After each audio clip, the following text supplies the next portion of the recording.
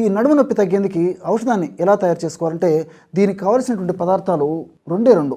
ఇంతకుముందు చెప్పాను కదా, మొట్టమొదటి పదార్థము శొంఠి. నడుము నొప్పికి శొంఠి వైద్యం అని చెప్పాను కదా, మొట్టమొదటి పదార్థం శొంఠి. రెండవది ఆముదం. ఈ రెండు పదార్థాల్లోనే ప్రకృతి వివిధ రకాలైన రసాయన పదార్థాలను నిక్షిప్తీకరించి నడుము నొప్పి తగ్గేందుకు మనకి ప్రసాదించడం జరిగింది. మరి ఈ రెండు పదార్థాలను మనం సేకరించుకుని దగ్గర ఉంచుకున్న తర్వాత ఔషధాన్ని ఎలా తయారు చేసుకోవాలంటే మొట్టమొదటగా ఒక పాత్రలో 200 మిల్లీలీటర్ల నీళ్లు ఈ విధంగా తీసుకోవాలన్నమాట. ఇందులో శొంఠి చూర్ణాన్ని ఒక టీ స్పూన్ అంటే ఇంచుమించు ఒక 5 గ్రాములు శొంఠి చూర్ణాన్ని ఇందులో వేసేయాలన్నమాట.